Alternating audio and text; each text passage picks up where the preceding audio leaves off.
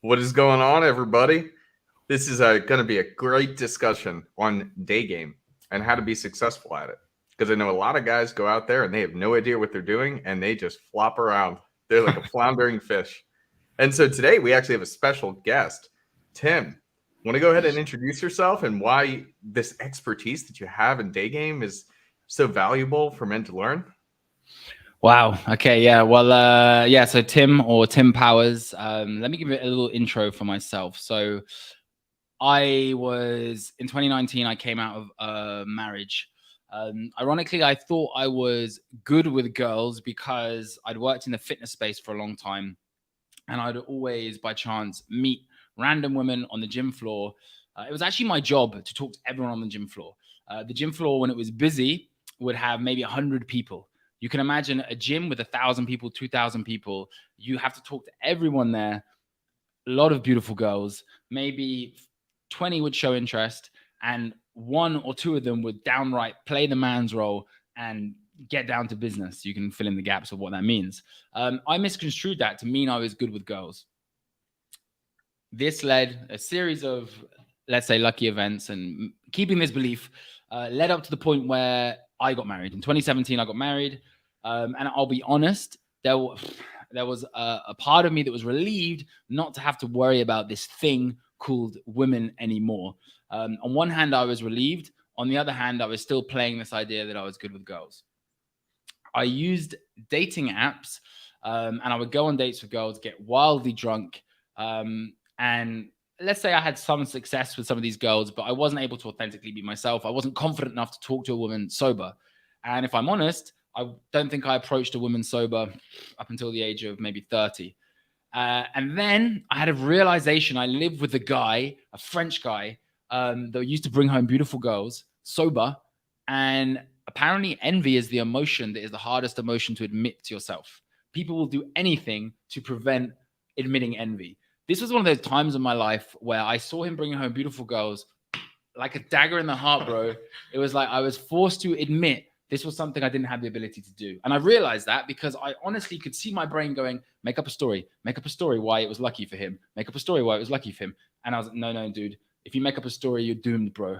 Like, you are going to live a life of savage discontentment, not like savage, he kills it, savage as in he's going to, he's not going to have a good end to events if he carries on like this. That me talking third person, I'm talking about myself there. Right. So it was in that period of time, 2019, that I embarked on a journey of, quote unquote, journey of self-discovery, vowed to stop drinking for a while. And that's kind of how we connected with the sobriety stuff. And really just kind of went all in on learning this skill of talking to women. As we were discussing before the podcast, Huds, it's all about finding out like what kind of fits your vibe. For me, loud club environments, they were never really me. I just didn't get it. Dating apps, I wasn't able to find the women that I really vibed with. Daygame, or if you want to call it Daygame, the art of going up to women and starting a conversation in cold daylight or in a shop or wherever it is, just struck a chord with me as something that felt right for me. You know what? I maybe started off with a point to prove. Maybe I do still have somewhat of a point to prove to myself. But I just kind of went all in on learning this skill set. I was very, very lucky that I was able to connect with some amazing guys. John Matrix, the Andy Yosha, who formerly owned Daygame.com. It's a crazy story, which maybe we'll get into more as we go on. But I ended up connecting with pretty much all the people that I wanted to learn from in this field of Daygame. And the last kind of 3 to 4 years have been a super intense journey for me.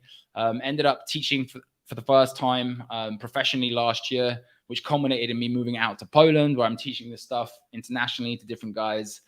And Yeah, I mean, what can I say? I'm still learning. I'm still on the path, on that path of self-acceptance, that path of finding true comfort within myself that I can then share with other people.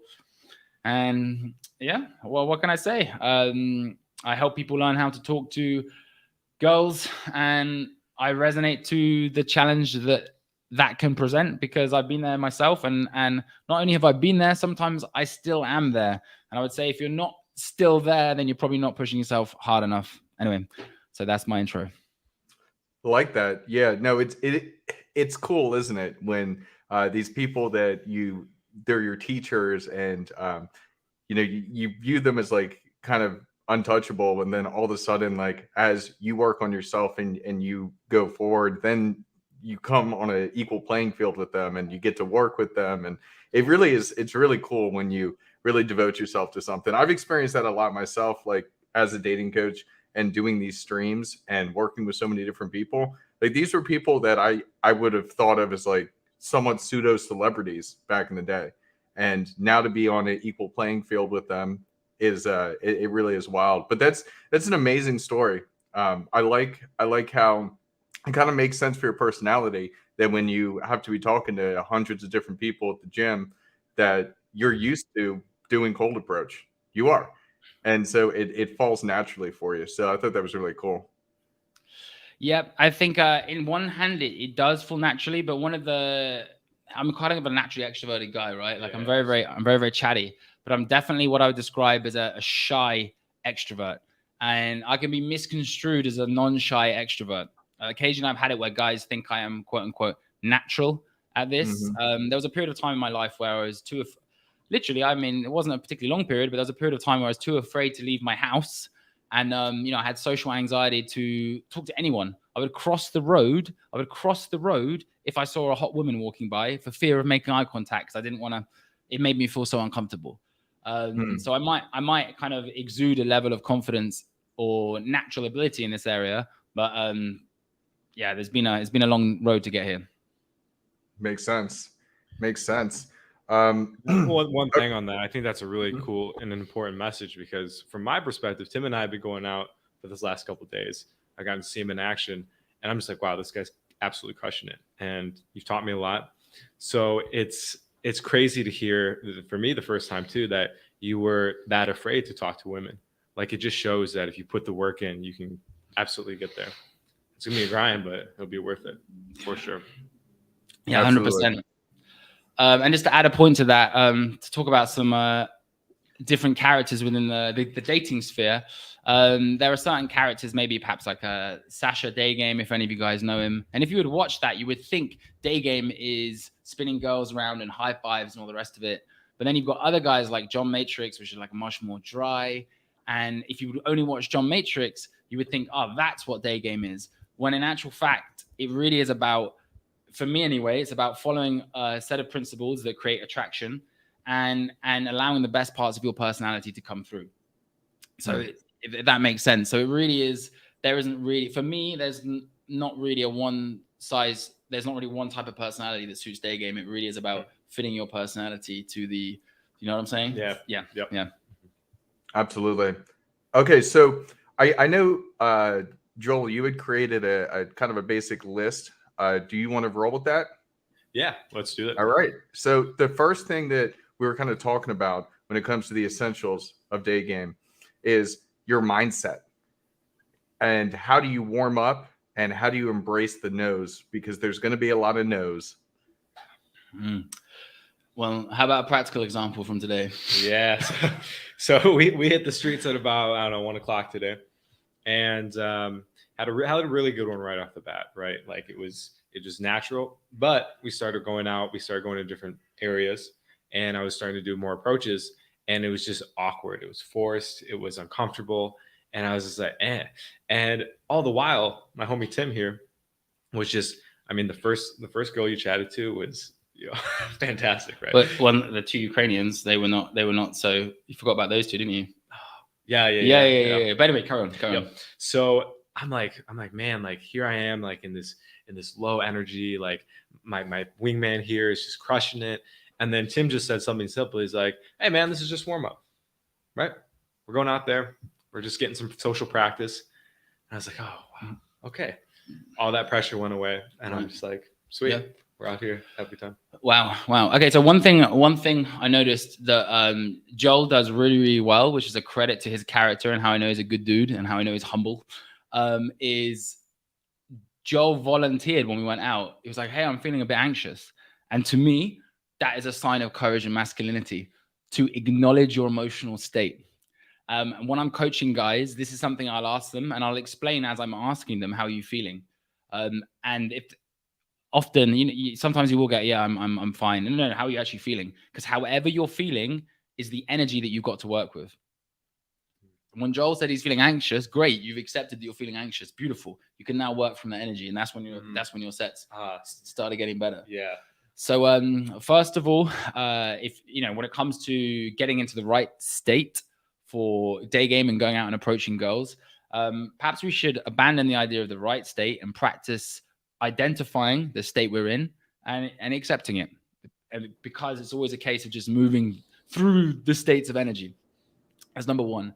Number two is I think this probably carries across many different disciplines, not just talking to girls in the daytime. Crash the car. And the idea of crash the car, don't literally crash your car, guys, but the idea of crash the car is we went for Cafe Nero. You remember this, yeah? Oh, yeah. We went for Cafe Nero, and there were two Ukrainian girls. Well, actually, it was a mother and a daughter, and they weren't really my type, like plastic lips or whatever. But you know what? I just reached over. We were sat down, and they were over there. And I just reached over and started talking, and it was like a humorous car crash, really, wasn't it? It was like an absolute car crash. Yeah. It was an absolute beautiful car crash. But once you've been openly kind of palmed off by two women that perceive themselves as being super attractive in front of everyone, what's the worst that can happen? And it's kind of funny as well. It's funny. It was actually funny. It was funny. Yeah. They were so pretentious. It was like, and like, you kept ripping it, kept talking to them, and then I just texted you. I was like, why is it? Oh yeah, sorry, I'm interrupting. Yeah, I was like, why isn't he? I was like, Joel, you come on, stay present, stay in the set. And Joel's on his phone. And then when it finishes, I look at my phone, and Joel's texting me. I don't know if we're allowed to say profanity on this podcast, but cunts. Yeah, cunts. Yes, cunts. It was funny. Yeah. And they were. So yeah. Mm-hmm. So in terms of getting the right state for day game, I'd say accept the state you're in. Number one. That's because that's the emotional energy you've got to work with, and it's good enough. Whatever state of energy you're in is good enough. The better you can get at practicing that, the less of a mental weasel you'll have not to approach. That's numero uno. The second one is approach the first girl you see. The better you get at this, the quicker you're going to get into state, and the less you're going to get into your head, which is kind of what we did. Yeah. And the third one. Oh no, that's it pretty much. Yes. Oh, and then embracing the nose. Embracing the nose. Is that the next bit? Yes. Well, yeah. I want to say on this, I really like that when you're able to recognize your own energy and then leaning into it because you want to be transforming into getting to that better energy state. There's been so many times where I am anxious or I just am not in a great mood, and I will go up and I'll talk to somebody, and sometimes I'll even just be like to a girl, and I'll just be honest about how I'm feeling. Like, let's say I'm in an environment where I don't know a lot of people, just starting a conversation like without necessarily intent for a date or anything like that, just to start getting like whatever's going on in my head to start letting it go and start having fun. And I think that's absolutely fantastic. Huds, tell your story about the nightclub crab walk. Oh yeah.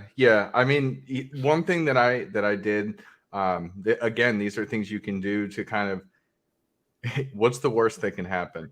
I had a client that came and was visiting, and we went out to this place to see my friends DJing, and there was nobody on the dance floor yet. It was kind of bizarre, like how it was set up. And we were on the second floor, like looking down on this empty dance floor.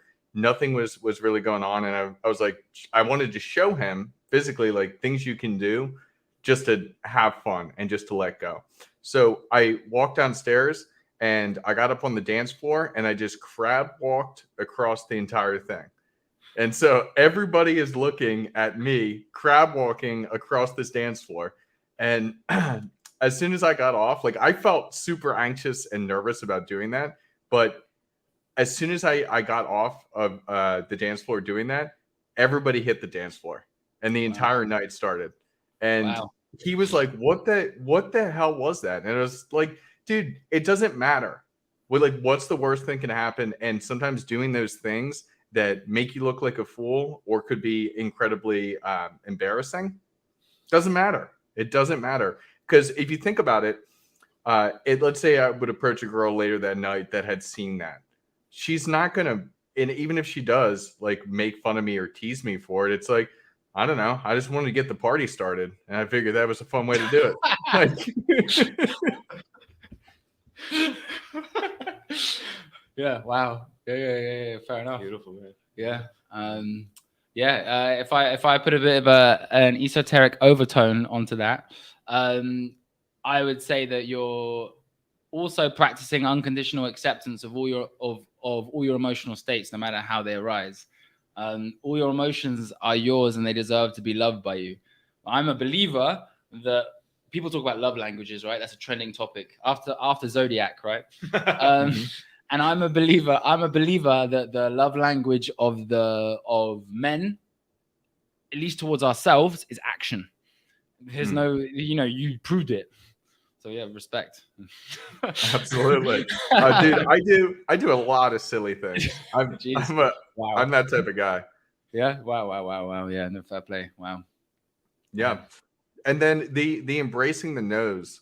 I mean, that's we should kind of like talk about that, because that's a hard thing that makes guys quit a lot, because they'll approach 1, 2, maybe 3 girls, and each of them they'll just get blown out. How do you conquer that? It's a great question. Yeah. Yeah. We talked about this right before the pod. Just repetition, just getting out there, doing it over and over. And I think, Tim, like what you said, sometimes you got to get those first couple no's in for the day. Like really feel it, right? Like, wow, this girl wants nothing to do with me and does not want me a part of her life. Feel that pain. And then from there, the freedom comes to go say, hey, it's like, wow, she said no, but there's 4 billion other girls on this planet. One of them's going to say yes, at least one. And it just does something. And like you just said, we're men of action. So we got to go out there. And once the action starts rolling, the no's become less important. Yeah. Yeah, that's true. Obviously with reps and sets, mileage, it gets easier and easier and easier. This takes me back to a guy I coached, and super smart guy. And he, like, very, very smart, had an answer for everything, but also had an answer for everything not to do things as I was instructing him. And there was a moment in time when it comes to the nose when we caught each other's eye, and he looked at me and his eyes said, "Is it really this hard?" And I looked at him with love and compassion, and because I felt love and compassion for him in that moment. That was his one moment of vulnerability that he'd shown all weekend so far. And I looked at him and said, as if to say, bro, this is really that hard. It really is this hard. And he got it. And it's, you know what I mean? Like, yeah, this is the price to pay. There are so many gurus online and selling products, like the easy way to, whatever, get over this, that, and the other. In my opinion, like, it's to make a kind of beautiful relationship with the difficulty of it. You know what I'm saying? Like, there's something. It's to love yourself. I know I'm going a little bit esoteric again, but it's to love yourself through the absolute hardness of that moment. And he kind of got that download, and then he stopped to girl properly, had an amazing conversation. I was, in a jokey way, but half serious. I was jealous of him. I was like, wow, I wish I had that interaction. So embrace the nose. Find a way to make love with the pain. Not make love, but you know what I'm saying, right? Find a way to embrace it. Yeah. Appreciate it. Appreciate it. Yes, appreciate it. Realize, and it's purposeful in a way. Mm-hmm. I'll add something. I think another really important part of this is to be aware of maybe why the no's are coming. Like, is there something that you did in set that contributed to that no? and then from there, learn, make the adjustment, and do your best not to do it the next time. So we're going to touch on this a little bit later, the power of wingmen, and we'll just give a little preview. One of the most important parts about that is that they can tell you where, especially if you have a good one, where you're messing up, right? And correct and help correct you, so you don't keep making those painful mistakes, right? Because the worst thing is that when you get those no's and you keep doing the same exact approach over and over and over and not changing at all. Yeah, that's when the no's really start. Oh yeah, that's when the no's hurt.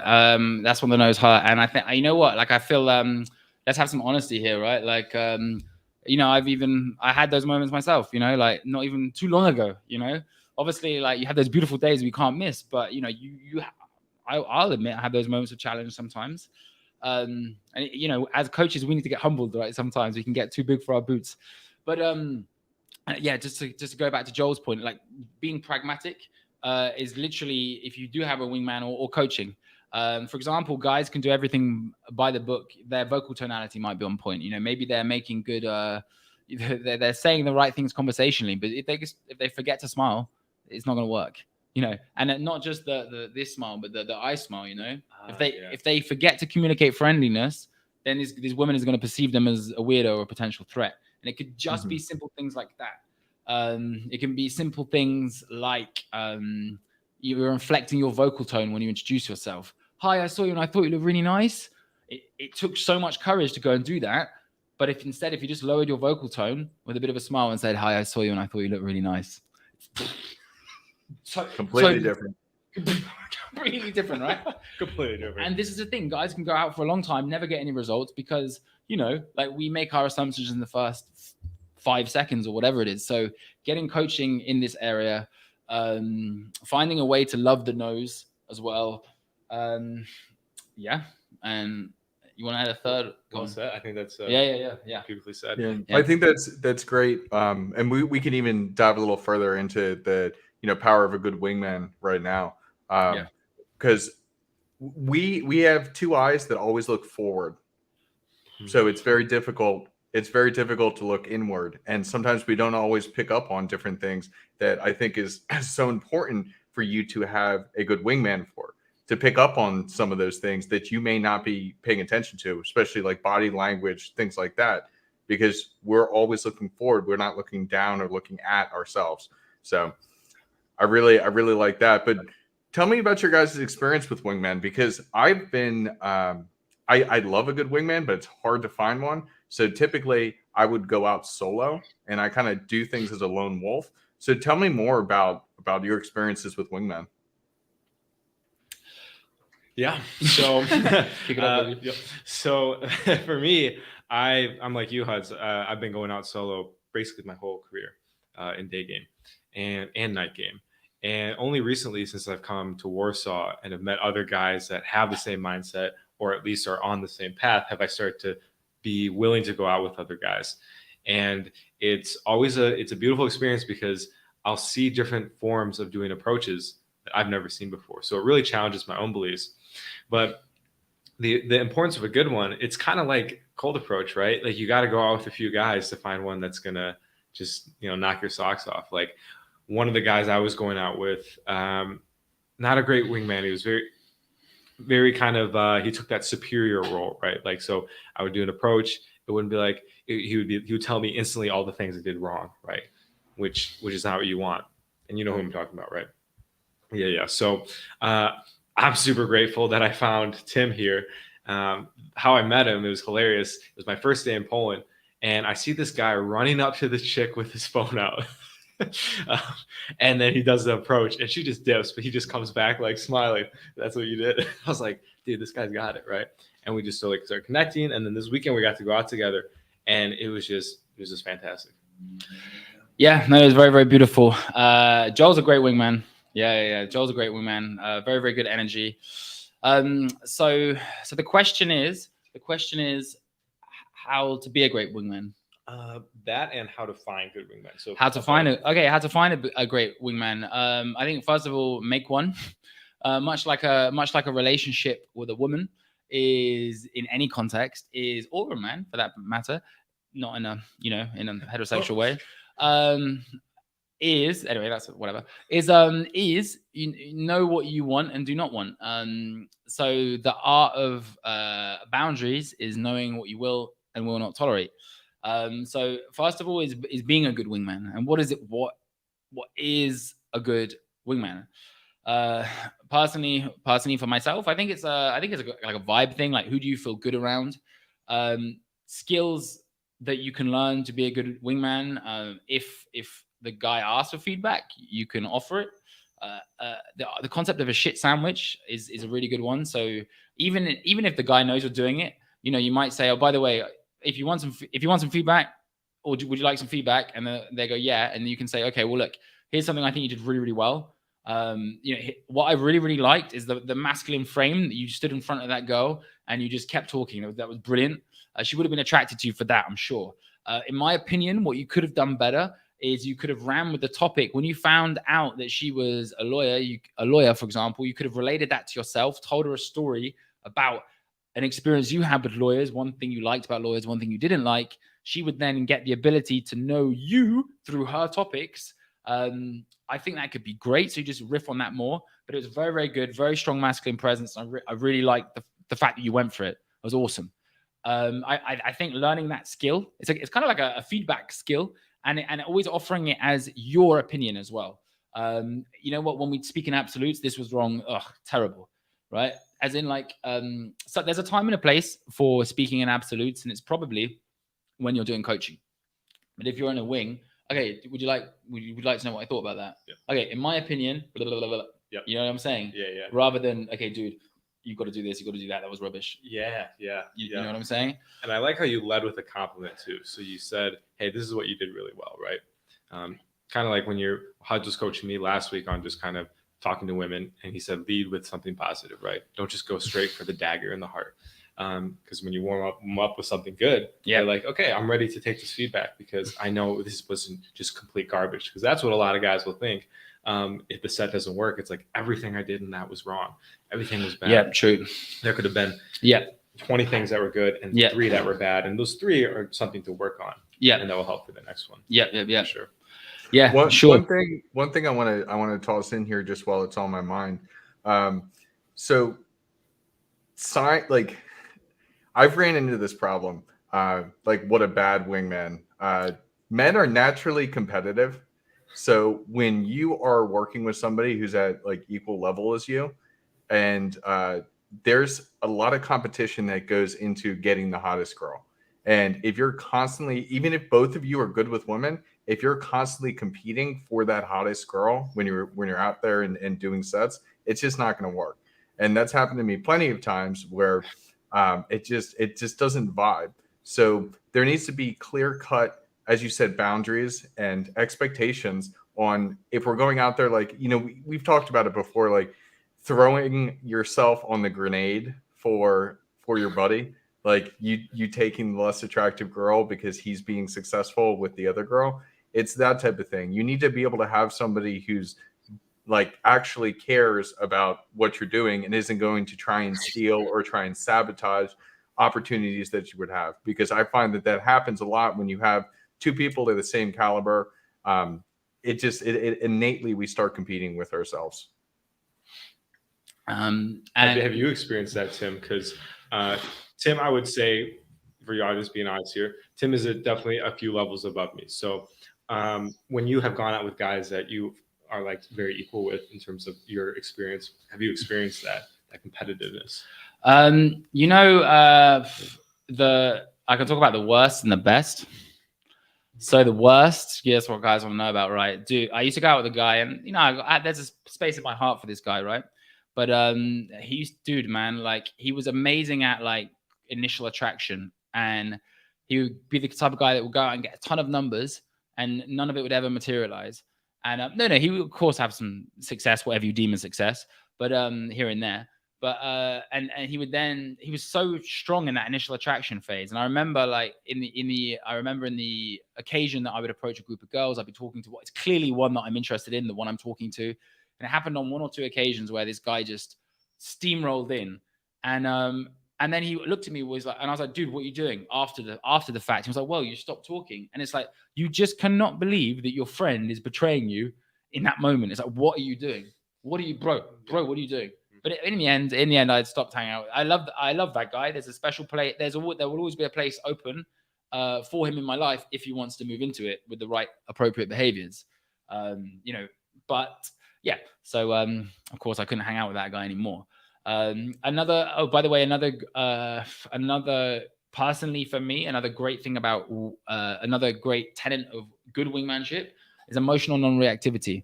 So what I mean by that is, for example, let's say you have an amazing set, right? And it's amazing. Either way, it's just like whatever, right?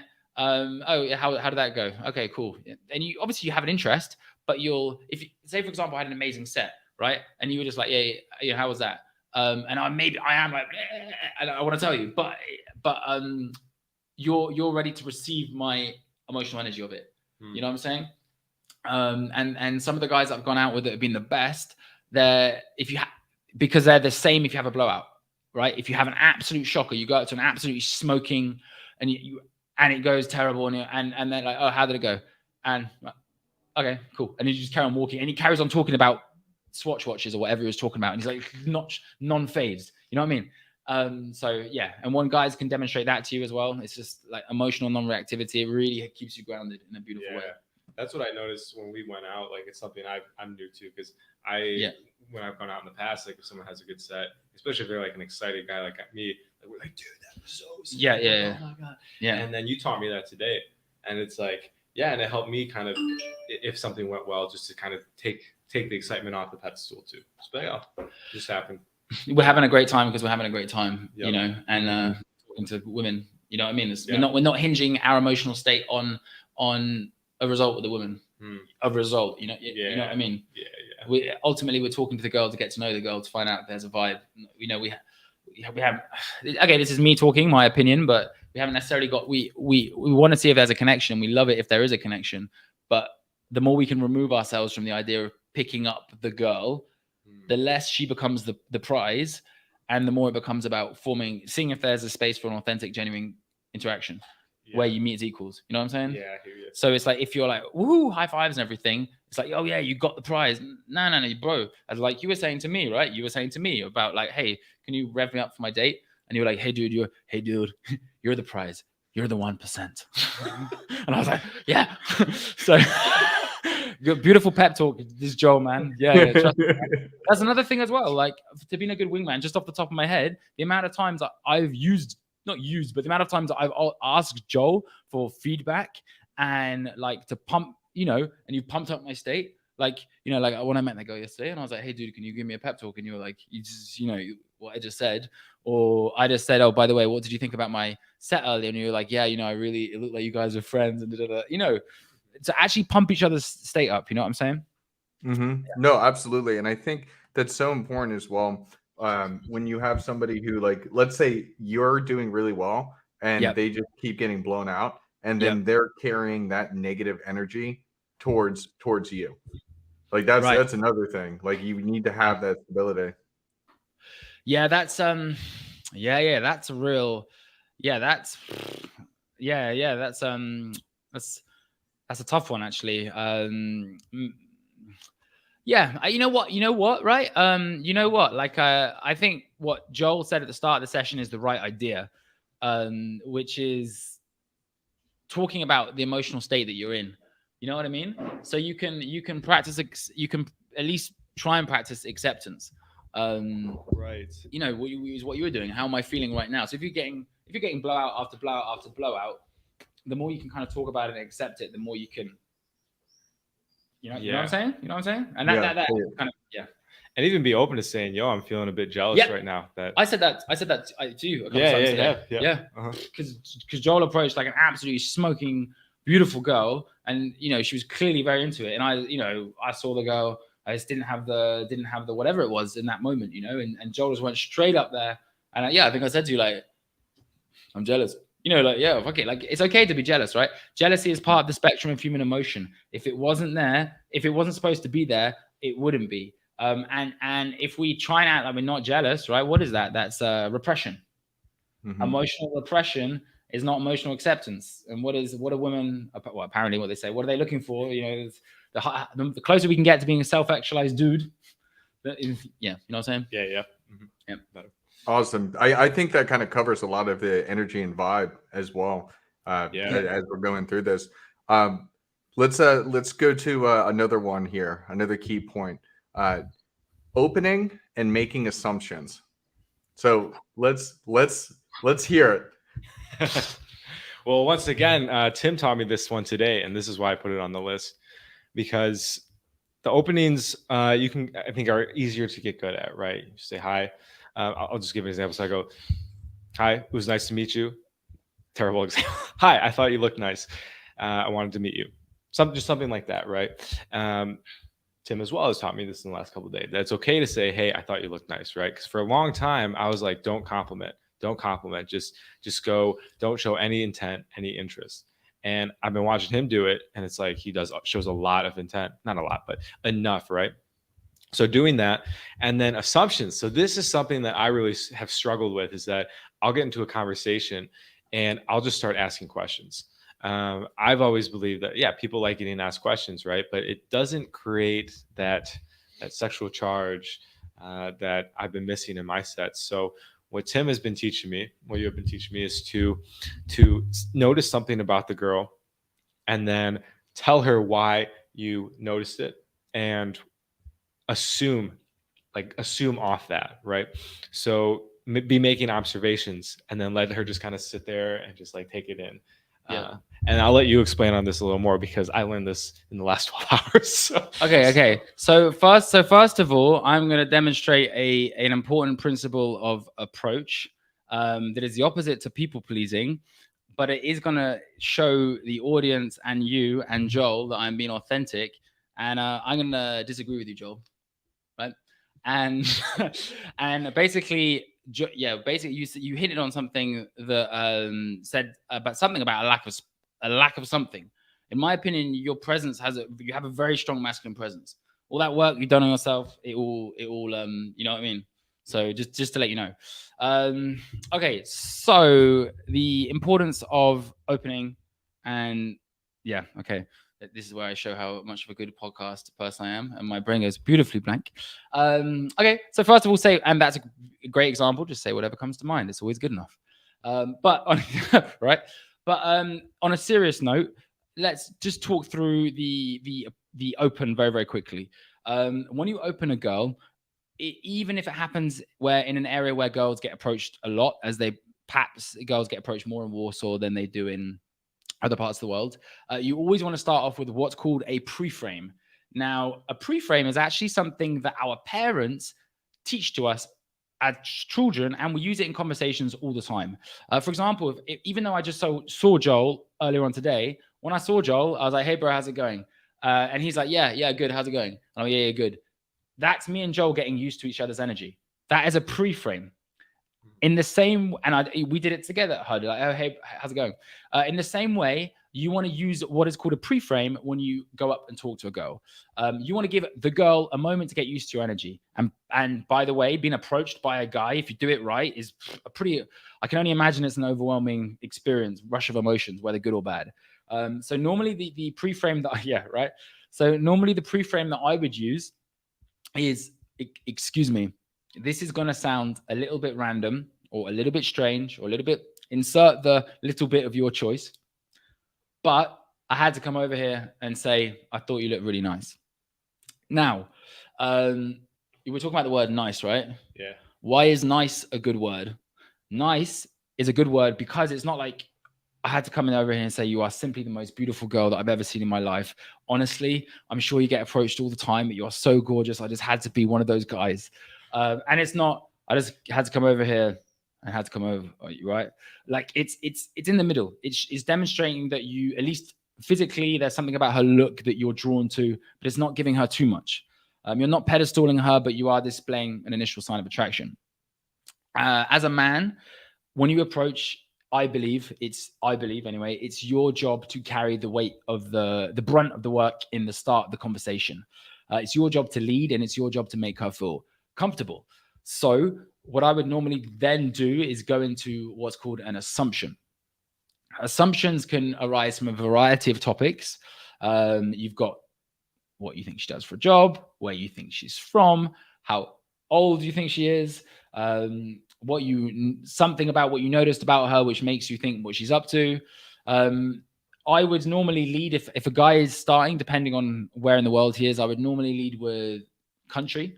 So for example, a good one, John Matrix taught me this, is, okay, so excuse me, I saw you, I thought you looked really nice, so I wanted to come and say hi. Anyway, I'll tell you what I noticed about you. From over there, I thought you were Italian, but now I'm up close and I can see your eyes, and you've actually got like some blonde in your hair, and I'm thinking Scandinavian. But anyway, I'm curious. I don't know if you had, anyway, so the point is, at which point she then, people love to hear about themselves, right? Yeah. So the point is, yeah, exactly, right? And you're showing an active interest in her. And we were joking, right? We were doing it to each other. Yeah, right? And so the point, okay, so for example, I could even make an assumption about you, Huds, if you want, because, you know, we're talking for the first time. Sure. So what I could say about you, and it'd be a genuine assumption, is okay. Hey Huds, first of all, thank you so much. Okay, excuse me, but I just start again. So hey Huds, dude. Okay, first of all, let me tell you what I noticed about you. One thing that is interesting to me and presents a contrast is the way that you have your studio set out, which I can tell is an eye to detail.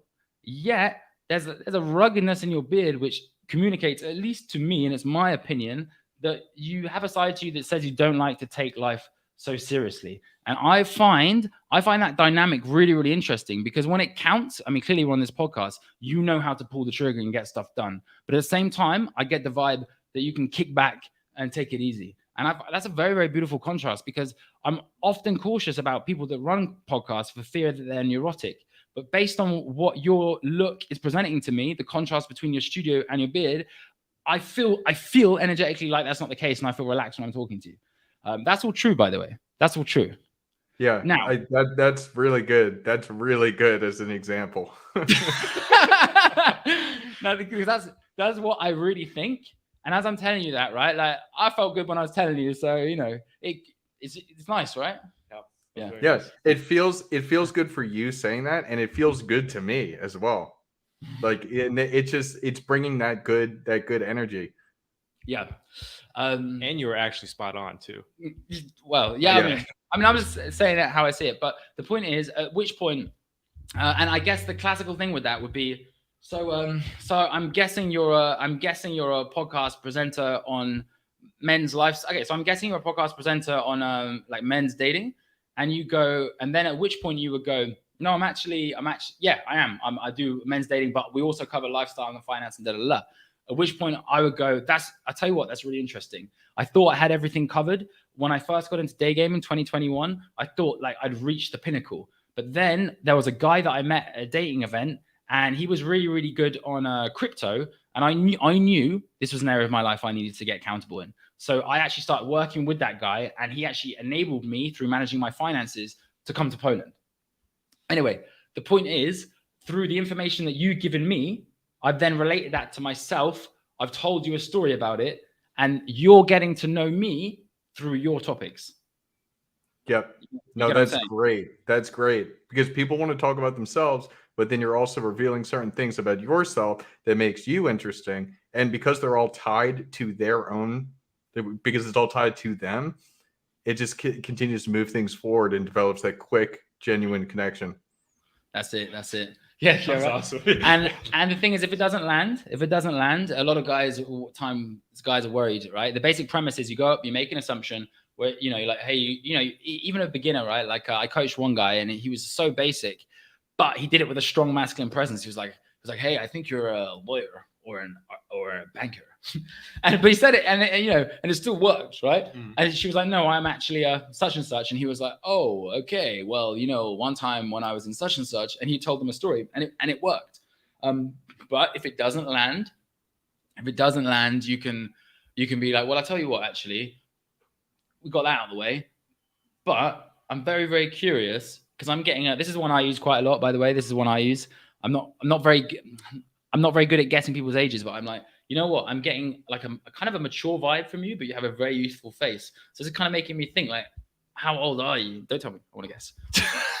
You know what I mean? I'm seduced, guys. Yeah. Boom. So you just basically go on to the next assumption. Mhm. Yeah. So That was a great example. That's opening. That's opening, basically. Yeah. Yeah, and those assumptions are great because the assumptions they set a playful vibe between the two of you. Mm. Yeah. Yeah. Be interested in the other. Be interested in the other person, basically. Yeah. Cool. Yeah, 20. I think that a lot of guys get lost in it kind of being a numbers game, and they're more worried about how many approaches they're doing rather than the quality of the approaches they're doing. Yeah, absolutely. That's something that has been kind of revealing itself to me in the last couple of months. Is like some of the guys I've gone out with, they'll do the scatter approach, just like 2 hours straight, just boom, boom, boom, boom, boom, and they won't have like they'll get like a couple leads, and it's just like obsessive compulsive almost. So Tim, you do good at that where you can do that well, where you can go out and do a bunch of approaches with different girls. That's something I've noticed. And personally for me, when I do that, I get too exhausted, which is going to lead to one of our other points too about taking breaks. I have to have a little time between sets to like recharge because like you, Huds, I'm very introverted. Doing it takes a lot of energy. It gets easier and easier every time, but my natural state is more like to myself, right? So I think this is, again, back to the wingman, why you and I work well together, because you have that extroverted personality. I have that introverted personality. So we get to kind of blend those. Yeah. Yeah. Okay, so can I go devil's advocate on this and just reframing it? Okay, so like first of all, I've got to go and talk to a girl, and that's probably normally what we feel like, right? Go and talk to a girl. You know what I mean? Like, but you know what I'm saying? Does that make sense? Yeah. You know, you've got to put your warrior hat on and right, okay, you're going into battle, but past a certain point, you're not actually doing approaches. You're going up and talking to the people that you want to talk to, and it's not even that. There it is. Right, and today I was as we went out together, I was talking to the people that I wanted to talk to, you know. So but I think that's actually a very and by the way, and I'm also going to say there is a time and a place for spam approaching as well, I believe. Even though it's called spam, which implies that it's spam and it's not useful, but I believe that the actually going out and talking to loads of girls, and even if some of that energy is wasted energy and you're not entirely present for the sets and just training that ability to pull the trigger, because there's a lot of guys that will talk a lot about esoteric nonsense in a game. You've got to feel it, bro, or whatever, and they'll have this beautiful long spiel that always talks about doing a set. In reality, sometimes you've got to train that ability just to pull the trigger. I feel with coaching guys, right, there's a time and a place. For example, Huds, I'm sure you had it where you're like, okay, this guy needs to be more selective with his girls that he talks to.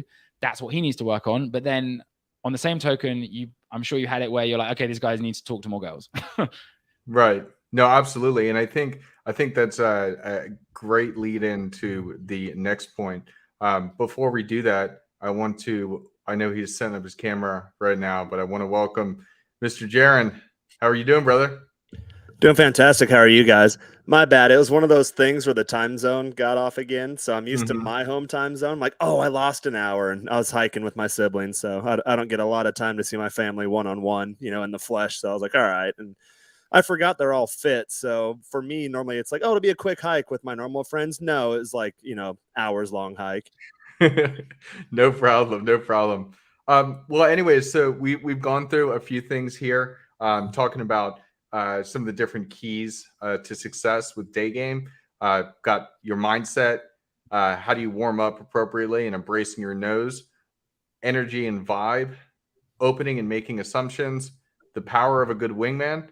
And then now what I want to ask you, this is to Tim, based on what we were just talking about, taking pauses between sets, because you were saying that sometimes it is good to spam approach, but there's also a certain, what is that? To me, that sounds kind of like a recharge period for you mentally. But do you guys want to speak on that? Take it away. Yeah, okay. Taking time in between taking time in between talking to girls. Yeah, it depends what your emotional experience is in that moment in time. Personally, I'd say it's always good just to take a moment to pause and reflect and feel what did that interaction with that girl mean to you. Just give yourself that moment to contemplate all of that. There's one more thing that I wanted to say. Damn, what did I want to say? Can you read my mind for me, please? Come on. I'll chime in while you think about it. Okay, chat while I think about it. Yeah, like I was saying before, something that it helps me because then I can analyze the situation, see like how I want to do better next time, etc. And again, I like what you said before that sometimes mass approaching, spam approaching is okay. So I know I said like in the context that it wasn't great, sure. But I think that, yeah, it is important. And if you're in the flow, just like next one, just whatever, right? But having an introverted personality, it really helps me to take that step back and just take a deep breath. And so, because if I start doing personally the spam approaching, it's just like, hey, how are you? How's just like it falls into becoming robotic. Mm-hmm. And exactly. You want to have, as I was saying before, you want to have authentic, genuine approaches. It's better to have those than to just have I approached 50 girls yesterday. Like that's not a badge of honor.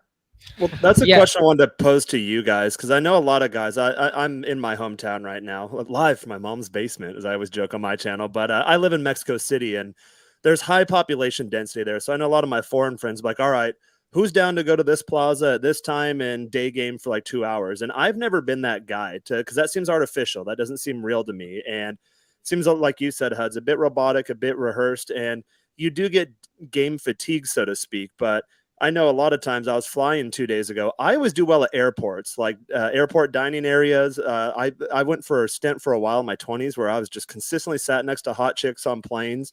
And a lot of times it's nice because, one, you have a passive audience, two, they're in transitional spaces, and three, even though most of the time you're not going to the same destination, but they're more receptive because it's kind of like they want that romantic fairy tale movie to fold out in front of them. And there's girls during my Europe trip that I recently got off with my brother. We were 3 weeks backpacking around the Mediterranean. And there were girls that, for example, we went to the Dead Sea and we were like doing the mud baths or whatever. And this one girl came and she's like, hey, you rub me and I'll rub you. And like, dude, I was getting pretty fucking turned on over it. And it's like we rubbed each other down. And then like, obviously you're trying to game like, hey, where are you staying? Oh, I'm in Jerusalem. I'm like, oh shit, I'm in Tel Aviv. How long are you in town for? Like, oh, I'm going to France tomorrow. And she's like, oh, I'm staying here for 4 more days. So not going to work out necessarily logistics wise, but we've been texting since. And she's like, oh, I actually have a wedding in Mexico City at the end of August. I'm like, cool, come down a couple days early and stay with me. So we've been texting back and forth. There's another girl I met in Rome, had like a sloppy bar makeout, and then realized when I get back home, looking through all my contacts I got, she's like, oh, she lives an hour north of me. I was like, hey, when you coming to town? She's like, oh yeah, you know what? I've actually never been there, because she's from another country. But she's like, oh, well, I'll come down and spend a weekend with you and we can do the touristy thing. So I always tell people, I was with my brother the whole time in Europe, and he'd be like, he kind of got in his head too. He'd go to a train station. He's like, well, that she's probably not going the same place I am. And it's like, dude, just always take your shot. Just always. And going back to the main point, I don't do dedicated day game sessions, but when I'm out and about doing fun stuff and like worlds collide real quick, she's going to sense that too. So you want to start writing that romantic rom-com love story or whatever for her. And I've always been really good at framing that, being a bit more on the hyperactive side, telling the story as we're living the story out in real time. And that's always worked very well for me. Yeah. I just want to second that whole point. And like literally the craziest things can happen. For example, catching an airplane home. You wouldn't think you can meet a girl on an airplane. Living in Warsaw. I do so well at airports. But it's a new thing for me, right? But I met a girl in an airplane. It turns out, right, I'm in Luton Airport, wherever it is. It turns out this girl lives in my city, on my road, and it's just, you've been getting the brunt end of that, right? So, wow, yeah, exactly. Be romantically engaged. And what is it, Jaron? Yeah, is it Jaron? Jaron? Yes, it is. Is my mic working? Yeah, yeah. You're good. Tim, by the way, beautiful to meet you. And it was very funny, by the way, what you were saying, but authentic and very real, in my opinion. But Yeah, the numeric thing. Yeah, when someone says, "Do you want a day game for 2 hours?" It just sounds so. It sounds so numeric, and it almost sounds like it's a construct of the mind. Whereas what we want to let loose of is those constructs of the mind. For example, when you're in an airport, logistically, if we want to think through the mind and work out statistics, it might not logistically be the best place to meet a person. But if we can just let all that go, and have an embodied experience and just enjoy reality, then beautiful things seem to happen more often than not, as you're describing and as I've experienced as well, and it like very, very similar story. And from her end user perspective, you have to remember that I always tell guys all the time, they see the highlight reels on my Instagram and they say, oh, you must live a really good life. But 95% of my days look exactly the same. When I'm at home and I'm on my grind, I'm very structured, very routine, and very disciplined. So most of my days aren't that exciting, really. And most girls are like that too. So the girl I met in the Dead Sea, she's a doctor. She's Jewish American. So she's back and forth between Israel and her home base in the US is Chicago. But from her perspective, when she comes and visits me in Mexico City, so like, of all the guys she interacts with, she probably gets hit on at the hospital or whatever her daily normal life looks like, or maybe she doesn't. A lot of attractive women don't actually get hit on that much. But for me, I'm the outlier. I stand out because here's the guy that, which she had this spiritual experience in the Dead Sea and like this, the mud bath, and it was rejuvenating and it's holy water and all that. And then like, okay, we've been texting since, and then, oh shit, her best friend's getting married in Mexico City, and this guy just so happens to live there, and I'll show her a good experience in Mexico City. So even though logistically it didn't work out at the time because she was on a tour bus and she had to leave within 30 minutes and she's there with a bunch of coworkers, and I was there on a tour group too, going to a completely different city. The way that narrative starts to fold out in her head, it sounds like something you'd see in the movies. Whereas if I'm just day gaming a chick at the mall in Mexico City, yeah, I could get some good leads and probably make something happen, and I usually do. But that love story or that kind of fantasy isn't being played out in her head. And you guys know this, like to use like red pill terms, you want to get that hamster spinning, you want to get that what if factor going, and thinking like, wow, like worlds collide, and this guy I met at the Dead Sea, and then he just so happens to live here, and things are just fully. Things are just working out the way they should. And I of course out that too, using terms like, oh, it's destiny, or no, it's written in the cards or written in the stars, and girls love that stuff. So I think in terms of that, maybe I guess the main point being that focus more on the quality and not quantity, but always take your shot. If you're getting IOIs, then go for it. Don't second guess yourself. And also to add to that as well, like don't miss out on the story for yourself as well, right? Like let's be real here. Like the stories we're describing, or the ones they're the ones that grip me the most. Not the day game, that you went out to the mall and approached X amount of girls, but the one where you met them in such a place you weren't going to do it, but you did. You took a shot, and then it feels like a fairy tale for you. That's me anyway. I like to engage that part of myself. Sometimes we miss that. I like the good stories too. I know guys in my private group, they're like, hey, you don't do field reports that much anymore. I was like, well, I can, but they all look kind of the same. Like they all follow the same blueprint or the same recipe, but they're the outliers. Those are the stories I like telling. Those are the girls I remember. And you have to remember, she's probably got a ton of guys in her DMs and her inboxes and her text messages too. You want to be that outlier. You want to be that guy like, oh, Jaron, that's the dude from the Dead Sea. Or, oh, he's that guy I had that flight with from Rome to Mykonos. And, oh, we had such a great time. And the line was really slow. And we were laughing the whole time and making jokes. And, when they got us through the gate, we all started, he got up and started clapping. Those are the stories you want to live out in her head. I love that. I love that because that's the truth. And it's not just women that love those fantasy rom-com stories. Like we all love it. It piques something in our brains that it's fun. And if you can turn your life into a movie, it's absolutely fantastic. Mm-hmm. I'll share a little one from a couple weeks ago or last week, like a newbie one, but it was my birthday, right? I think I've told you guys this, and went out for the night, ran into a girl. We had like a instant date. It was like 2.5 hours. Turns out it was both of our birthdays. And it's just like, I had no intention of going out for a day game set. I wasn't like, I'm going to go night game for 2 hours. It's just like, I'm just going to walk around and enjoy myself. And then this crazy experience happened. And I'm going to remember that forever. Like, there's no doubt I'm going to forget that. So because like, what are the odds? It's absolutely ridiculous. It's ridiculous. And you know, I'm hinting the similar story with the girl I met on the airplane, right? And she lives on the road, and it's like, you know, it's so precious to me that I'm almost like I'm hesitant to share it. You know what I mean? Because I hold it in this precious space in my heart. You know? Oh, geez, I can't believe I said that. Anyway, We're men, bro. we're men. Just say no homo and you're good. It negates everything you said. What's that? Sorry? I said just say no homo and you're good. No homo. That's an American thing. Yeah. Is that right?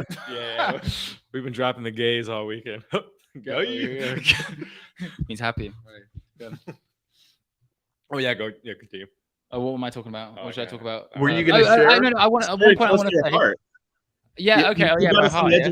Yeah. Oh geez. Yeah. Okay. Right. So yeah. No. The it's not just the story for her. It's a story for you. You know, what are the chances? It's 1 in a million. You know, I'll tell you the story. Right. I'd been living with a couple of guys, fellow day gamers, and they'd gone away for whatever reason. So I was by myself in Warsaw for a month, and I was like, okay, well, geez, I'm by myself in a new city for the first time in my life, and you know, like I had to face a lot of demons, right? I talk a good game, but you know, you got to go out and let's see if you can make something happen by your right. Let's see if I can make something happen by myself. So I start off doing quite well, and I have some success, and then then I start to get burnt out and lose the meaning to life. I'm going out and doing approaches every day and whatever. Anyway, then I go home for a wedding. I fly home for my brother's wedding. I come back. I do my 2 approaches. That's what I'm doing that day, right? 2 approaches. And I approach 2 girls in the airport, get kind of semi blown out both times. But you know what? I've done my job, right? So now I get on the airport and I'm relaxed. And I have a theory about this that I don't know what you guys think about it, but if you ever get approached by girls, which has started to happen to me recently, I have a theory that our level of relaxation within ourselves instantly sub-communicates to the women in the environment. It's like we've opened everyone on the plane just by virtue of how we feel about ourselves in that moment. So I was talking to stewardesses, having a bit of banter, and my seat gets taken, at which point there's a spare seat that becomes available. And there's 2 spare seats. The stewardess looks at me, kind of smiles and goes, you can have whichever one you want. There's 2 cute girls, right? And part of my mind goes, well, you've done your 2 approaches. You can just sit next to the 2 dudes because you don't need to, right? You don't need to do any. But then I'm like, no, come on, Tim. No, you sit next to this beautiful girl, right? So I sit down and she reaches over, introduces herself to me. We get going. We've got the whole plane flight, right? So you take it nice and slow. And she's like, that's how you do it. Yeah. I always do so well on airplanes. It's ridiculous. I've had girls go straight home for me, like, well, I have a long layover in Mexico City and I fly out in the morning. I was like, just fucking stay the night with me. And like, okay. Like, I've had that happen. That's fantastic. So we shake hands at a certain point. I ask her a question, okay, you mean it? And we shake hands. And as we're shaking hands, it starts off like this, and then it turns into this. And the moment where it turns into this, we're looking at each other, and there's a moment where she realizes, and it becomes a moment. And then she goes to the toilet. I shouldn't really share that, but whatever, right?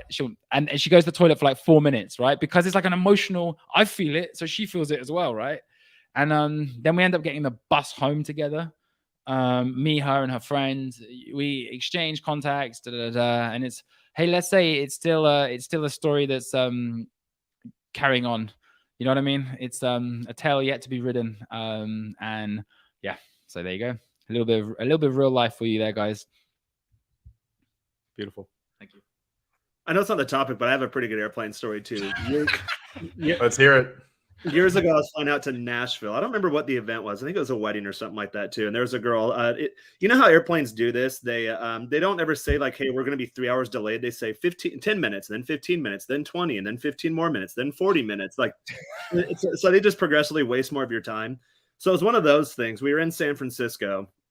It's a flight from San Francisco to Nashville, and so it's like we'd get in line, like, oh no, 10 more minutes. And then eventually this girl, same kind of thing. We kind of locked eyes on each other, and I could kind of feel her vibe. She was a cool chick. She could feel mine. I was like, hey, wouldn't it be really funny if we told everyone that we were going on our honeymoon, and we let's try to do this, guys, like play out little stories or like little side quests with them. Like, let's try to get upgraded to first class. And then like, okay, cool. So she was bought in because we were so bored, and they just kept 10 more minutes, 20 minutes, 30 minutes, 15 minutes. Like, when are we getting out of here? So everyone was kind of frustrated. So like that kind of broke through the ice. And so we'd get in line and then they'd like, oh, no, 20 more minutes. And we'd all sit back down again. So eventually I was like, hey, let's go to the bar and get some drinks. And this girl, she threw back a little too much wine. She got a little sloppy. But every time we queued up, more people would ask, like, oh, what are you guys doing? Oh, you're so cute together, which definitely helps. And like, oh, yeah, we're actually like going out here on a honeymoon. We didn't have rings on or anything. We were just like, making shit up. And she did get a little sloshed. And then eventually, I ended up getting it in San Francisco at the lactation station. They have like the male bathroom, female bathroom, like unisex bathroom. Then like some airports have family bathrooms. They call it the lactation station, at least the terminal we were in San Francisco. So that was already funny. Like already got the lay, like good to go.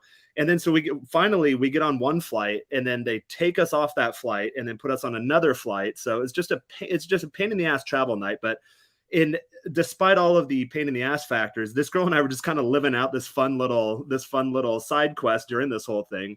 And so that's important too, guys. Like you can reframe shitty situations too. And women love that. The problem is she got a little too drunk at the bar. So eventually we did get off the ground like hours later than we should have. We're mid-flight. I don't think we got first class, but we got like an upgrade. We got like business class, something nicer with more leg room. And eventually she, like you said, she goes to the toilet. The problem is she wasn't there for 4 minutes. She was there for an indefinite amount of time. And before she went to the toilet, she was sitting next to me. She was on my left, and she tapped me, and I'm kind of like, yeah, what's up? And she couldn't talk. She just goes, oh. And I'm like, oh no, yeah, go to the bathroom. And it was a red-eye flight at that point. It was originally like an evening flight, but we got delayed so many times that it was turned into a red-eye flight. And so finally, like I'm kind of like, like half there, half passed out. A lot of times how you are when you're on flights, you never really sleep, but you're never really kind of all the way there either. And the stewardess comes and grabs me. She's like, excuse me, sir, but your fiance has been in the bathroom for a while. Can you check on her? And then at that point, I'm like, hey, like I gotta make a confession. I was like, I don't know this chick. I just met her. And they're like, well, she seems to know you in whatever state she's in. Can you like go get her out of the bathroom? I'm like, all right, cool. So like the flight attendants when you lift up the little placard, you can open it from the outside. So she opens the bathroom, and this chick is just pants down around her ankles and just completely slumped down, like hair covering her crotch. It looked like a shot from a movie, and like just completely blacked out on the toilet. I'm like, all right, fuck, what would I do here? So two of the stewardesses, and of course there's always a male gaze steward to provide like additional funny commentary. So they're standing there and they're just rolling laughing, because I'm sure they were annoyed at all the constant delays too. Like they live a pretty hectic schedule. So it was just like, at first it was kind of like me and this girl in our own little world, joke on everyone else, and then it turns into joke on me. So I'm like, ah, damn it, all right. So eventually we get her off the toilet, get her back in her seat. Her head's kind of flopping around, so I just let her head go on my shoulder, and then eventually, like, I passed out. We made it to Nashville. By that time, it was morning, so as we're getting off the plane, she's coming to. I was like, hey, how was it, sweetie? And I don't think she remembered what happened the night before, or it hit her that she's back in her real life.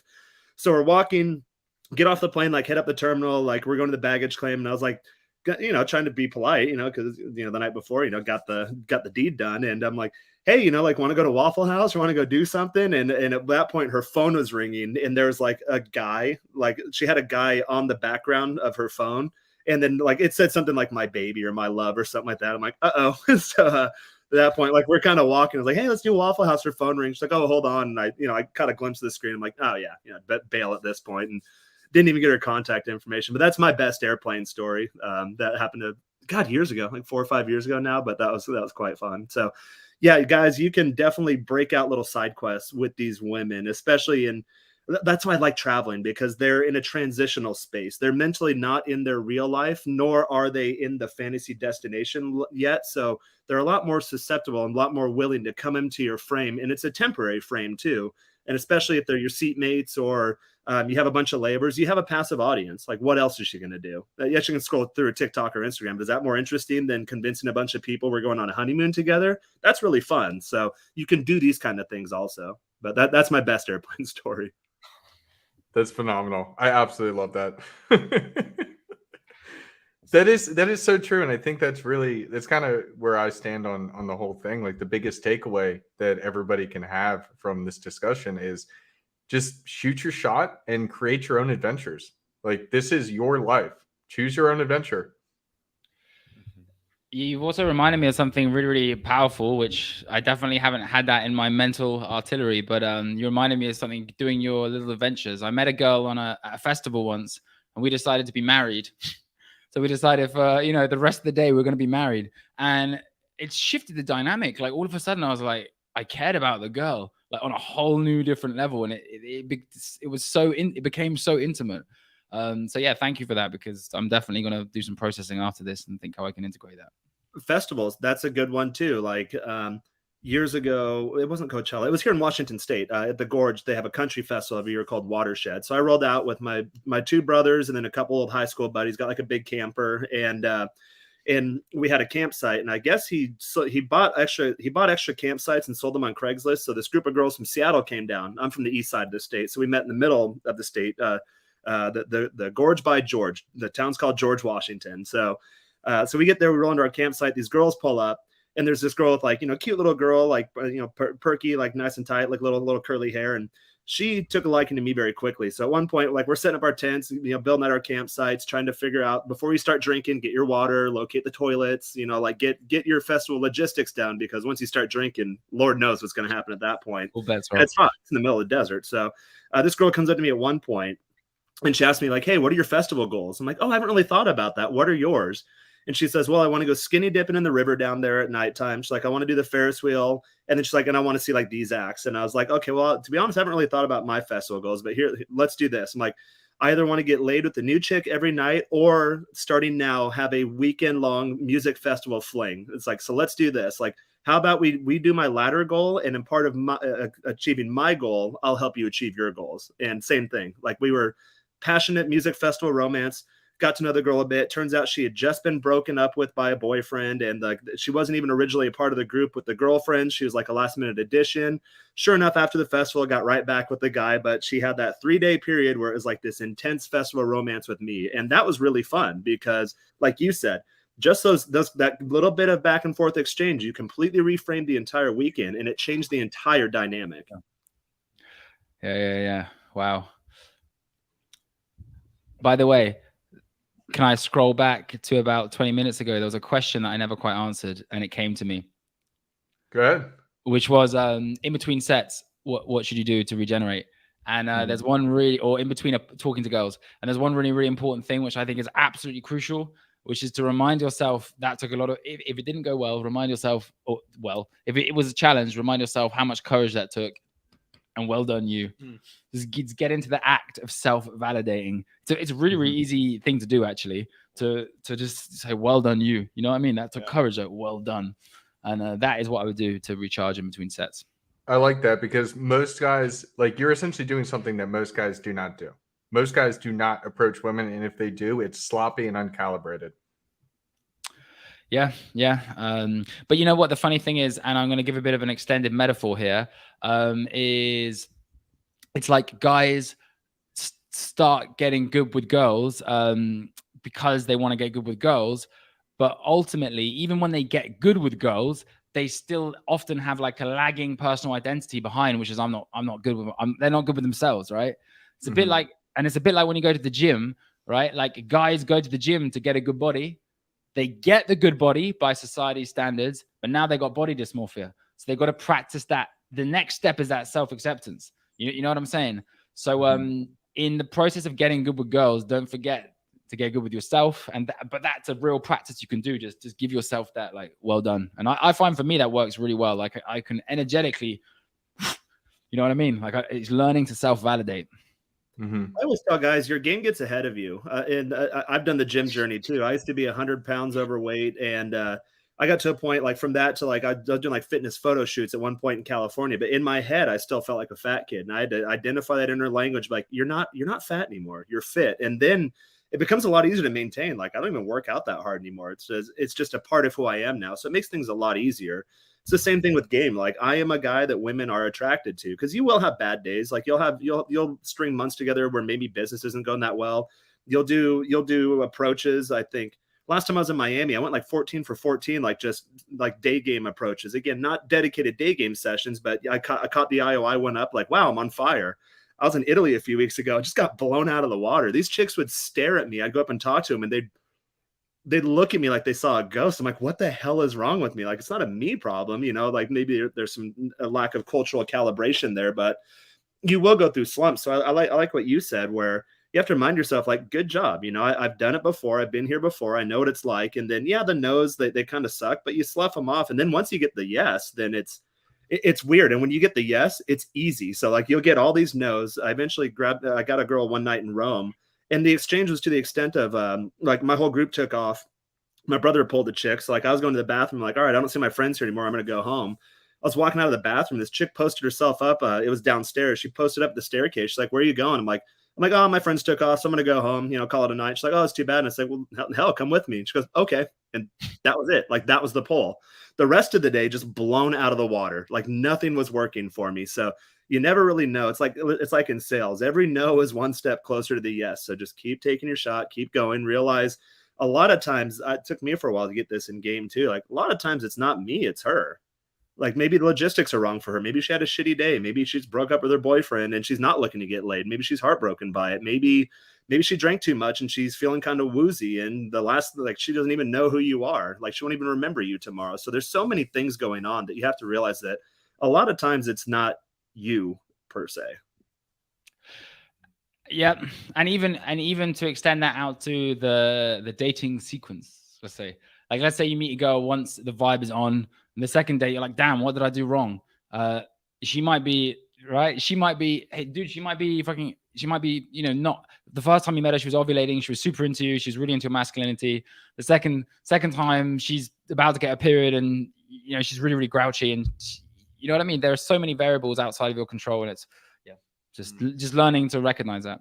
I've had that happen too. Yeah. Like, and especially guys who are newer to the game, you'll take it personally. Like, hey, like what the hell's going on? You know, you'll go to the girl, what's going on? What's wrong? And then you realize, okay, well, she just got written up at work for something stupid, or the ex-boyfriend came back in the picture and he's bringing drama into her life and she thought that was over with. And then like the mom got sick, or there's so many things, like same as guys, like we have so many things going on in our lives. Like I'm in a good mood today because I got to do an early morning hike with my family, and I got to I'm playing with my nieces and nephews later. But a couple of days ago, after like that transatlantic flight, I was out of it for 2 days. Like my body took a while to readjust. So like I'd go through periods of like just being intensely drowsy for 20 minutes, power through it, and then I'd have 15 minutes of energy, and then I was drowsy again. Like my body was trying to recalibrate. So in that moment, if I were to go out and try to day game, I would have fallen flat on my face because my vibe was just not there. So the same way, guys, that the multitude of variables that are occurring in your life all around you and to you, and as a consequence of the actions you're putting out in the universe, girls live these multifaceted and multidimensional lives too. So you have to realize that a lot of times, I know it sounds woo-woo, but sometimes the stars just aren't aligned. Like sometimes the cards have not been dealt in your favor in that moment, but that doesn't necessarily mean that it's a you problem, or that you should back off game, or that she's not into you. As you just mentioned, there's been plenty of girls I've approached before, girls that I've been seeing, they kind of fall off, and then they come back, you know, days later, weeks later, months later, they're like, hey, sorry, I was just kind of off, or I was dealing with some stuff. Like dating was the last thing on my mind. And, you know, I want to apologize, you know, can I make it up to you? Like, hell yeah. And then in my head, you guys, you'll notice the girls do this too. They'll just pick it up where it left off. And as long as you have the insight to know, like, what the hell, you ghosted me, or stopped talking to me, or you flaked me, or like, you know, I'm a man of value and you don't disrespect my schedule. Like, no, shit came up. Just pick it up where it left off. And a lot of times, a lot of those have been my best relationships in terms of like, you know, the girls staying around, or in a rotation, or an MLTR type thing. Yeah, I like that. That's definitely a big mistake that guys newer to the game, or guys that are like too hardcore, like Red Pill, tend to be. It's like, oh no, like disrespect to my schedule. Absolutely not. Dropped. Next. Like, come on, guys. Well, Huds, I told you the other night, like one of the girls, she's never flaked ever. Like she's one of those girls that's always available. I can call her anytime. Like she works a normal schedule, but I know what her schedule looks like. But I can be like, hey, what are you doing tonight? She's like, oh, I'm hanging out with you. Anytime. She's never flaked. Have never, you know, taken more than a couple hours to respond to a text. And the other night, she's like, hey, I really hate doing this. I really like. She's like, but my dad just died, and like, she's like, I'm in shock. I don't know what to think. She's like, I have to go to my hometown. Can I talk to you in a few days? Like my world's upside down. And like, I actually called her, and like, you could hear in her voice, she was just completely broken. So I'm like, take as long as you need, do what you got to do, get your head right. If you need to talk, you know, because, oh, that's simping. Like, no, I've been with this girl. Dude, that's beta. That's beta. You should have nexted her. Exactly. Like, if you need to talk, like, I know your dad was your rock, you know, he's gone now. So like, if you need that male masculine energy, if you need to talk, you know, get something off, like, I'm here for you and whatever. And then it'll probably be a while till I hear from her, if ever, you know, maybe that's a world shattering event to where she's like, hey, you know, I need to like not be doing casual dating. Like I need to find a guy like you never know what's going on in her world. But in that case, it's like, okay, well, yeah, your dad just died. I'd be concerned if you didn't flake on me. I would be really concerned, like, oh, my dad just died. Let's do the dinner date, and I'll go see my family tomorrow morning. Like, no, like that would be a red flag to me. So things happen, things come up. Absolutely. I think that's a really good point on dates as well. Is, you know, I know this wasn't the point of the podcast, but in terms of running a date, I think it's a really important point to just work with what's in front of you. I was having a conversation with a guy a few weeks ago, and he was kind of a funny guy. He's a great example. This guy, short, fat, but amazing vibe, gets amazing results, right? But he was like, on this particular occasion, he was like, I don't understand. I took this girl out. First time we kiss, and second time I'm going for a kiss. And she says, you are moving too quick, like what you're doing. And it is not making sense to me because last time we already kissed. And I'm like, bro, like, it's funny what you just said. I was like, bro, if you were going to have a business meeting with a guy that you were doing business with, today was the day you're going to sign the deal, and you're going to sign that deal. And you found out as soon as you went in, he was like, oh, bro, my dad's just died. You'd park the business deal. You'd empathize with the human being in front of you. In the same way, what a woman presents to you is what you interact with. Obviously, you have your agenda and you want to get your whatever it is, but it's your ability to actually interact with reality, which you just Darren, you just made a great example of, right?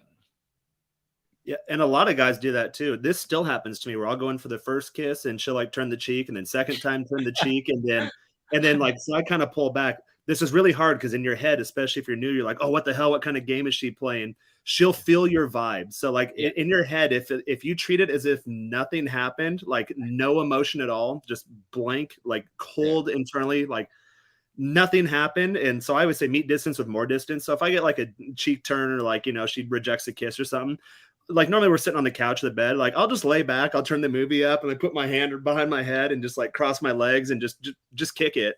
And then it's funny because a lot of times girls will do this. So they'll reject me for 2 kisses. Then they'll like come in hot, tongue down the throat, and like immediately start grabbing your dick. And it's funny when it happens the first time. You're like, because it doesn't make logical sense to a guy. You're like, what the hell is going on? What game is she playing? But it's not about like the sequence so much. Yeah, as a guy, we're logical or rational. Like I have a sequence, I have a blueprint. I'm sure you do too. I know at every time, at any stage in the interaction where we are in the overall stage, but it's really all about the vibe. So like that guy, like obviously the way you did his voice, which is hilarious, he probably felt something emotional, like what the hell? Why isn't she going in? Like we made out on the first date. She can feel that, and you're just blowing your shot even more. But if you can just lay your head back, like all right, cool, like it's a good movie, like let's go ahead and watch it. Like she'll be dumbfounded. She's like, what the hell's wrong with this guy? Like in a good way, in a good sense. And yeah, it's a good push. And then like she'll just grab your dick. You're like, you just turned your cheek on me twice, and now you're skipping multiple steps in the sequence. Like, okay, but go with it. Yeah, it's a good push and pull, because essentially when she's pulling, if you pull as well, then she's like, I thought this guy was all about me. What's going on? What did I do wrong?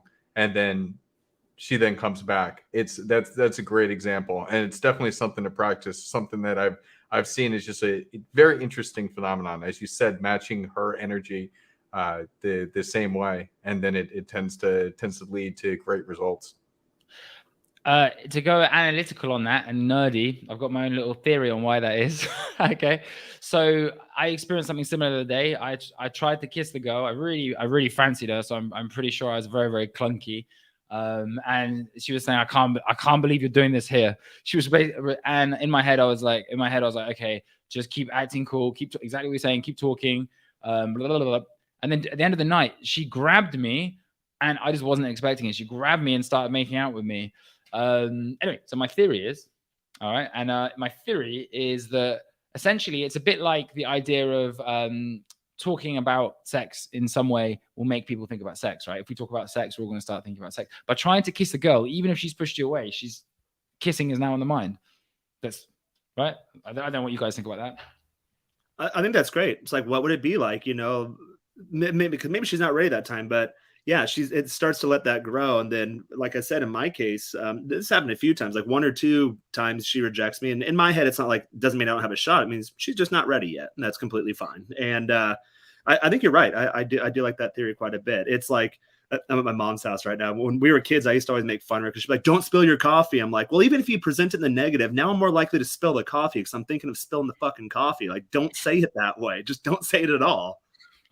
And another good reframe as well is I remember when I was younger going on, actually, when was it? Like, I remember going on a date with a super cute girl, absolutely smoking. And it was one of the first times I honored my own boundaries in a way that was counterintuitive to the whole idea about physically escalating and all the rest of it. And that girl was sitting super close to me. And the funny thing is, it made me feel uncomfortable. She physically escalated on me and it made me feel uncomfortable. So that's probably happened to all of you, whether you recognize it or not. I fancied that girl and, you know, ended up whatever we did together. So I definitely wanted to get with her. But at that particular moment in time, for me, that was too quick for me. And I imagine that's exactly how the girl feels.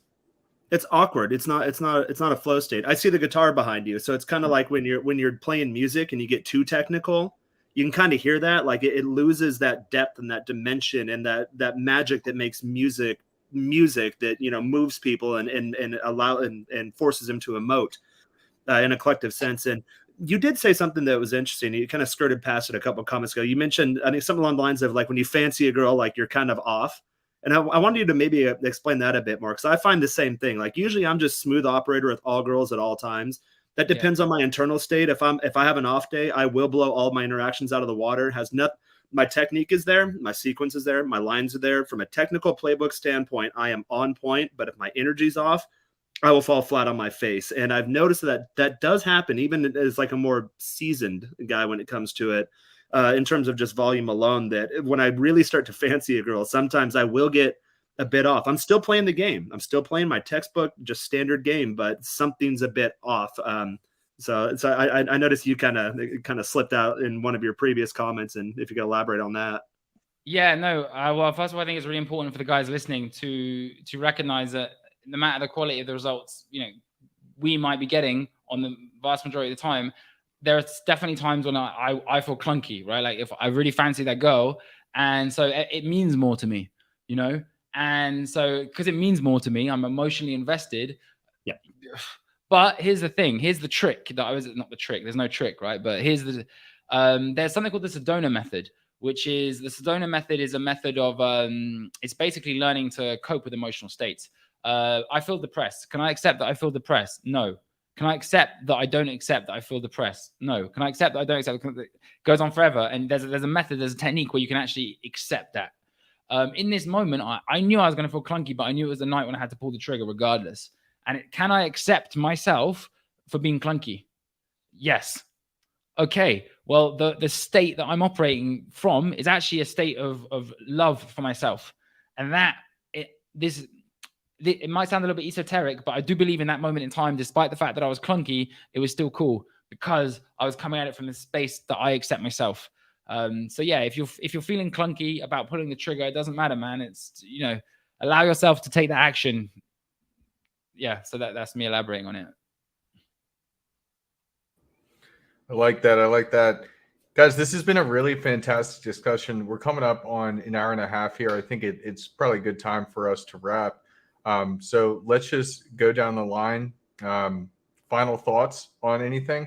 So, Jaron, any final thoughts on Daygame, any of the topics we had talked about, and then where can people find you? Yeah, no, I came in a little late, but really, I think what it comes down to, at least the way I approach it, is have stuff going on in your life. Like be in a really good energy state. I say I'm 36. I've been in this body for 36 years.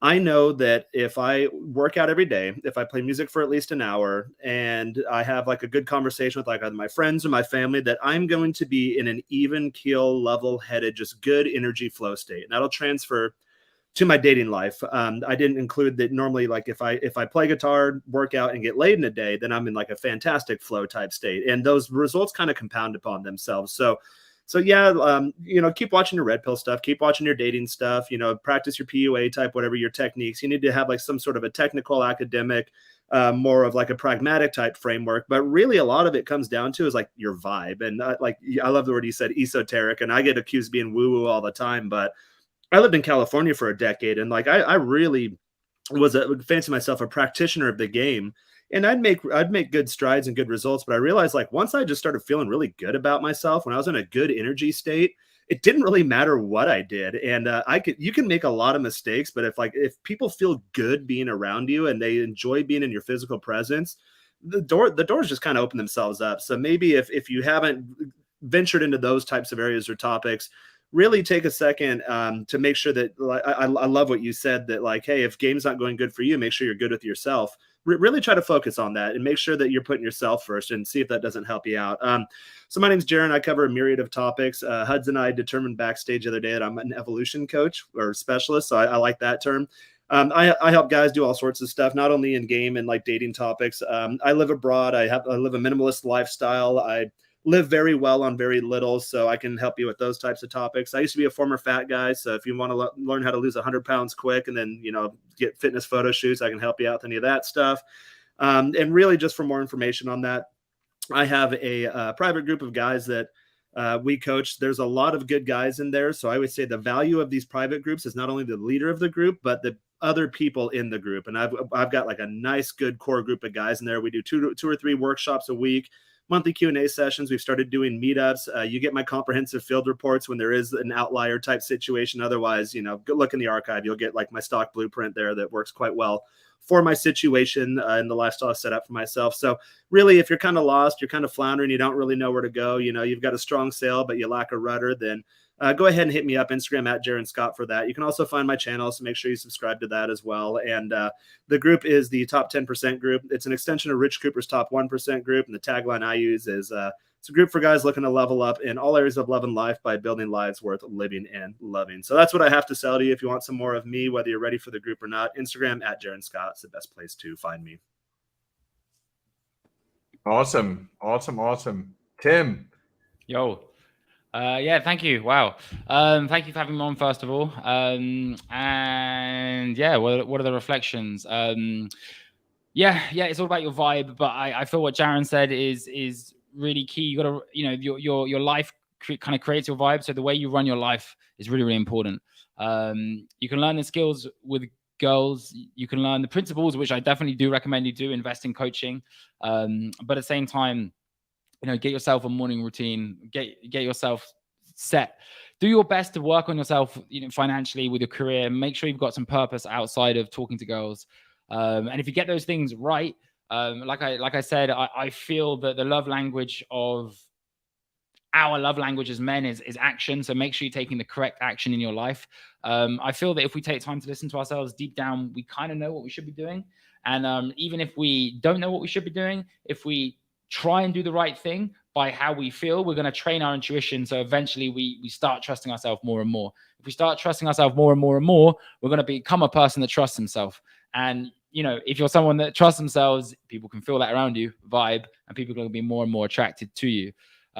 So yeah, just make sure when it comes to getting good with girls, you're getting good with yourself as well, like you said, Huds. And yeah, if you want to find out more about me, two channels really. So one of them is The Art of First Dates. I've been featured quite a lot on there. That's a YouTube. The other one, which is not yet live, but it used to be pretty big back in the day and it's coming back, is daygame.com. So I'm going to be on that channel a lot moving forward. So you can find me on there. And yeah. And one last reflection. I really, really love what Jaron said about the mini adventures and setting a theme. Like, we're going to be married. Let's act like we're married, or let's act like it's our engagement. There's something that I'd forgotten about. It's very, very beautiful. And I suggest you will play with that idea. And I certainly will. So thank you. Well, you can skip steps that way, which is nice. Skip the whole courting process. And it's just a fragment in time. And then you're done. There's no pressure. Well, Absolutely. I have to reflect on that. Yeah. I have to ask Joel. It's great. It's great. All right, Joel. You guys just muted yourselves. Yeah, you're muted. Okay, yeah, guys, great podcast. What I took away from it was the importance of self-validating, especially after going out, doing those approaches. Tim and I went out today, and it was nice to have that somebody to be able to say, hey, you did a good job. So that's gonna be my challenge this week, is when I go out solo, to be able to just say, hey, you did a good job, right? Even if it sucked. Also having your own things going on in your life and being okay just admitting like, yo, I'm not in a great state right now, or a state I want to be. I'm feeling this, I'm feeling that. They say a lot, like, as a man, you shouldn't feel, or admit you're feeling, right? They said it a lot in the red pill space. And just hanging out with guys like you, it's like, yeah, we got to feel. We're human beings. Like, if we don't feel, we're going to just be neurotic bundles of anger and frustration and stuff. So yeah, I'm looking forward to this week. And Tim, thank you for coming on again. Really appreciate it. Pleasure to meet. Jaron, good to see you as always. For my channel, Sobriety University, come on over. I help people get sober from drugs, alcohol, you name it. Tim and I had a live stream a couple weeks ago. We talked about porn, which is also kind of ties into this whole space, and getting that out of your life as much as possible, because it does take souls for sure. And then if you guys do want any coaching in learning how to have a fun life, full of travel, excitement, relationships, all the above, hit me up for coaching for that. And there'll be links and all that. So I'm also part of Jaron's 10% group. So check that out, guys. It's a solid group. A lot of guys just on the path. And that's something that I've been learning, is that you become like the people you surround yourself with. So as I hang out with you guys, like I'll admit, like, some of this stuff, we've talked about this before, goes over my head a little bit. I know if I keep hanging out with you guys, listening, being open to learning, I'm going to be able to talk about some of this stuff and understand it, actually live it. So it's keeping me motivated. So that's it for me. I just want to be a bit cheeky and just say, having spent time with Joel, this guy lives it, man. Like, Sobriety University, like, this guy is, and when you spend time in this guy's company, you just look into his eyes, man. He's got this clean skin. It makes me want to be like him. So, he really does live it, man. So I don't know if you guys met him in person, but yeah. So yeah, man. Respect. Anyways, good stuff. Practice what you preach. Yeah, gotta love it. So my biggest thing that I took away from this discussion, something that I had always thought of, and always I guess I didn't put it into words. I wasn't thinking about it for a while. In the combination with creating your own adventures with people, because I naturally do this anyways. But essentially, the quality of the interaction is much more important than the quantity of interactions. So when we talk about spam approaching and things like that, I am not a huge proponent for it. I also am not a huge proponent of blocking out 2 to 5 hours to just go day game and make it robotic. But when you do see a girl that you want to talk to in your day-to-day life, or whatever you're doing, or if you're at the airports trying to pick up girls like Jaron, you want to just make that move and have fun with it. Because when you're having fun, the other party is going to be having fun as well. And that energy and emotion transfers, and you can really have some of the most amazing experiences of your life. So I really thought that quality of interactions over the quantity of interactions is very important to remember. Outside of that, we're going to continue doing things on the Men of Now channel, continue to have great guests. Again, thank you so much, Tim. You dropped a ton of knowledge throughout this entire discussion, and I really enjoyed it. I met you, 5 minutes before we started this stream, and right off the bat, I knew you were full of energy, and you were full of this knowledge and experience that was great to share with everybody. And then outside of that, just personal branding wise, you can find me below at the Huds Man on Instagram. That's where you can book a consult if you would like, or if I'm connected with a lot of people in this space. So if you're just lost on something, whether it be specifically day game, or specifically night game, or specifically text game, or specifically dating apps, or fitness, or financial, like investing, anything like that, also feel free to hit me up, and I'll connect you with somebody who I think would be a good match for you. Because as men, as you said, what is our love language? Action. And if we love ourselves through action and self-improve, then you become so much more fulfilled all the way around. Well, anyways, that wraps us up here. Thank you so much, guys. And until next time, peace out. Peace out.